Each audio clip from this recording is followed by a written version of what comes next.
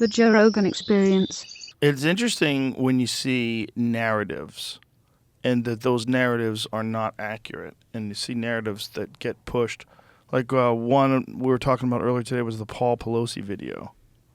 Do you see that video?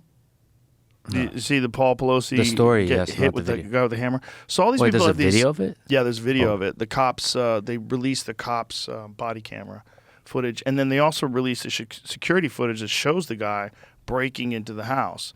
And then they released the 9/11 call so you can listen to Pelosi. So there was some suspicion that he knew the guy. But I think that's just because people are always suspicious of everything. There's always like, what's really going on? People always do that.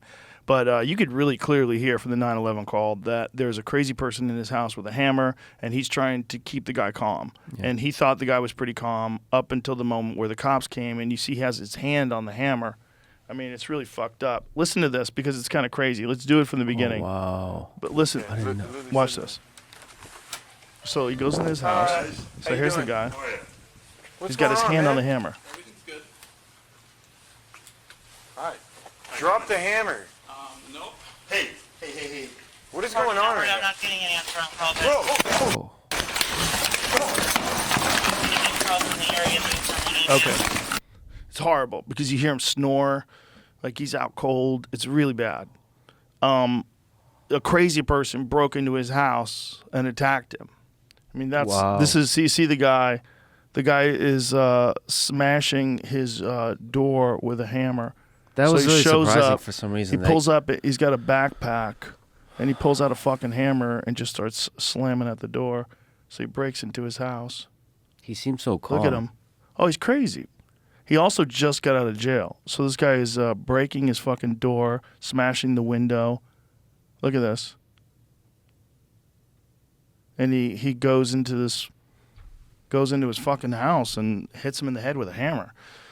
And so there was all this speculation that people knew him. But that's what's fascinating, right? That these narratives, like instead of people going, I don't know what the fuck's going on, everybody's like, oh, I know what's going on. He was doing this, and he knew that guy. Maybe they were doing drugs together. Maybe they were doing this. And it escalates. Like, yeah. I think it can start. That's a fascinating thing to me is like a random anonymous person on the internet can even just ask a question.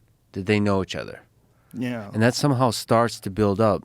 It doesn't matter the story. It starts to build up to where somebody swoops in and answers that question. And it's all like anonymous people. And then somehow they can escalate and become viral. They're supposed to be scared of the people. They're not supposed to be making the people scared. The government's literally supposed to be people like you working for you to make everything better for you.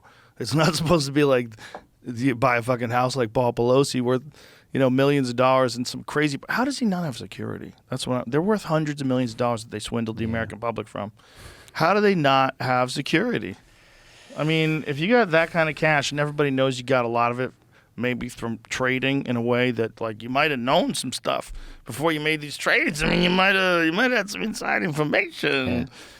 Yeah, but there's probably much richer people to target. To go do after. you know that they are more successful at trading than Warren Buffett and George Soros? Are they? Yes. Google that. Make sure I'm not spreading more misinformation. But I read it. I think it was in, I forget what website it was. But they've made an exorbitant amount of money, a huge amount of money. And meanwhile, he's just like hanging out in this house with no security and no gun. And everybody knows where the house is. It's like kind of crazy that this was the first time a really nutty person.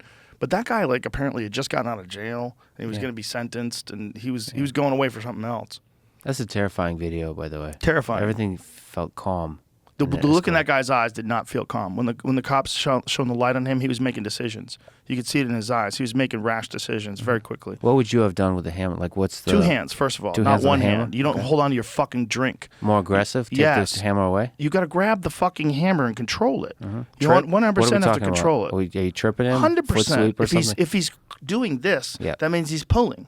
If he's pulling, you go behind him. Yeah. You just put a leg behind him and he's on the ground. Yeah. He's a crazy homeless guy. He's not a grappler. Yeah. Yeah, I mean, this is like real obvious. Like, you don't get the hammer back by going forward. You go this way.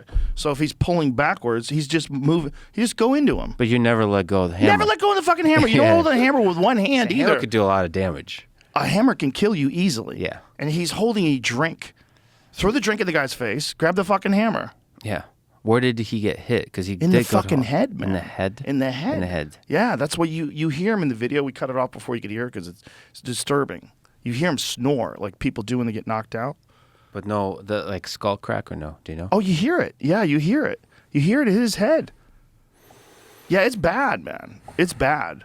Yeah. I mean, I don't know the extent of his injuries, obviously, but he's 100% knocked unconscious there. You could see him out. You hear it hit him. You see him go down. I mean, unless the whole thing's a psyop, and that's why you don't see the hammer hit him. You don't see the hammer hit him. Yeah. You know, it's like maybe it's to make us feel sympathetic for them. You know, look at them. They're getting broke. Ooh, so they stole a little money. They don't deserve a hammer to the head. Yeah. Thank God it wasn't Nancy. Imagine if that guy did it to Nancy. Because he would have. If that guy had gotten into that house and she was there instead of him, and the cops came when she was there, he would have killed her with that fucking hammer, man. And maybe she would have reacted in a different way than her husband. Her husband was trying to calm the guy down, it seemed like.